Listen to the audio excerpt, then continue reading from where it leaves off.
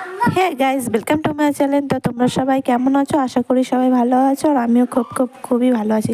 আজকে সকাল থেকে মানে বৃষ্টি শুরু হয়ে গেছে। সকাল থেকে বলাও ভুল, তোমার রাত্রি থেকে মানে ভোর 3টে 4টে থেকে বৃষ্টি শুরু হয়ে গেছে।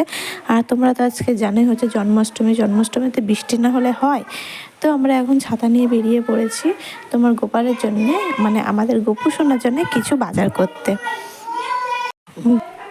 তোমার হচ্ছে গোপু সোনার জামা, তারপরে হচ্ছে ময়ূরের পালক, এইসবগুলো কিছু নেই। আর দেখো কি বৃষ্টি পড়ছে, ঝমঝম করে বৃষ্টি পড়ছে। আর আমরা সাইকেলে করে যাচ্ছি ঠিক, কিন্তু সাইকেলটা চালাতে পারিনি। সাইকেলে করে না গিয়ে আমরা হেঁটে হেঁটে গিয়ে, আর দেখো বলতে না বলতেই আমরা বাজারের মধ্যে চলে এসেছি। বাজারে এসে একটা দোকানে ঢুকে গেলাম।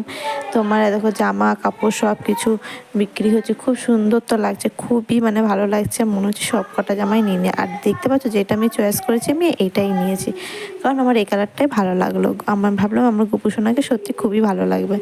এবার মানে প্রচুর দাম বলছে আজকে জিনিসগুলো, মানে খুবই দাম। তাও আমরা ময়ূরের পালক আর জামা নিয়ে চলে এসেছি। তো জামা ঠামা তো নেওয়া হয়ে গেল আস্তে আস্তে করে। মানে আরও ভাবছিলাম যে গয়নাগাটি নেবো, গয়নাগাটি মানে ছোটো ছোটো জিনিসগুলো তোমার দেখতে ওরকম, কিন্তু দামও তোমার বলছে হেভি। বলছে ছোটো কটা জিনিস দেবে, বলছে 100 টাকা। বলছে না থাক, যদি গোপু যদি কোনো দিন যদি আমাকে কৃপা করে, আমাকে মানে অর্থ দেয়, সেদিন আমি গোপু সোনার জন্যে একবারে রূপরই বানিয়ে দেবো। থাক, ওই জন্য বলে আমি আর কিছু নিলাম না। এবারে দেখো এটা আমি দেখছিলাম, তোমরা দেখো গয়নাটা কি সুন্দর না? তোমরা আমাকে কমেন্ট করে জানিও তোমাদের কেমন লেগেছে আমার গোপু সোনার জন্য। কিন্তু আমি এটা নিইনি, এটা তোমাদেরকে আমি এমনি বলছি। তোমাদের যদি ভালো লেগে থাকে তাহলে তোমরা আমাকে লাইক করে জানিও। আর তোমাদের যদি একটু খারাপ লেগে থাকে তাহলে আর কি, কিছু তো করার নেই বলো। আর সত্যি কথা বলতে আমি নিইনি, আমার ভালো লাগেনি। তো এই যে কেনাকাটি হয়ে গেল। এবার কেনাকাটি হয়ে যে আমি এগুলো দেখছিলাম, দোলনাগুলো জিজ্ঞেস করছিলাম যে দোলনাগুলোর দাম কেমন। এগুলো বলছে তোমার 300 টাকা করে। আমি বলছি কাঠের দোলনা, এগুলো 300 টাকা? 200 টাকা হলেও নয় মানা যেত, বা 100 টাকা হলেও তো আরোই মানা যেত। আর তোমরা আমাকে কমেন্ট করে জানিও কারা কারা আজকে জন্মাষ্টমী পালন করছো, কাদের কাদের বাড়িতে ছোট ছোট গোপু সোনা আছে আমার মতন। আমার বাড়িতে তো একটা ছোট গোপু সোনা আছেই, আর আমার একটা অরিজিনালও গোপু সোনা আছে। তাকে নিয়ে তো আমি সারাদিন মানে কি বলবো হেনস্থা হয়ে যায়। তো তোমরাও কারা কারা পুজো করছো তোমরা কমেন্ট করে জানিও। আর এই দেখো বলতে না বলতে এখন মিষ্টি নেবো। মিষ্টি বলতে আমি নেবো ননি।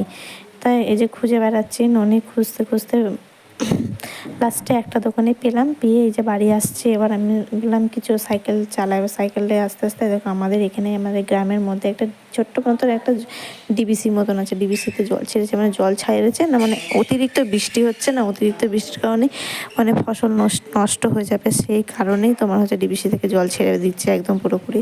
আর দেখো কি ভালো লাগছে, সবাই মাছ টাছও ধরছে, আমার তো বেশ ভালোই লাগছে।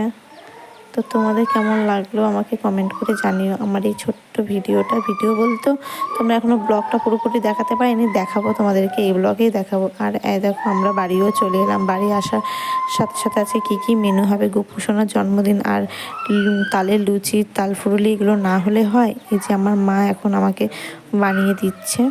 আর দেখো আমি পুজোর সব জোগাড়জাতি করে ফেলেছি। আর এই যে আমাদের ছোট্ট লক্ষ্মী ঠাকুর, আর তার সাথে এই যে আমার গোপু সোনা বসে রয়েছে। আর এই যে পুজো জোগাড় করে ফেলেছি, পুজো দিয়েও ফেলেছি। তোমাদেরকে আমি পুরো মানে পুজোটা দিয়ে ফেলেছি বা পুজোর জোগাড়টা করছি, সেই ব্লগটা মানে ভিডিওটা তুলতে পারিনি, কারণ আমার জানো তো আমার একটা নিজের ছোট্ট গোপু সোনা আছে, গোপু সোনাটাকেও দেখতে হয়। আর এরকম আমার গোপুকে কেমন লাগছে তোমরা কমেন্ট করে জানিও। তো টাটা।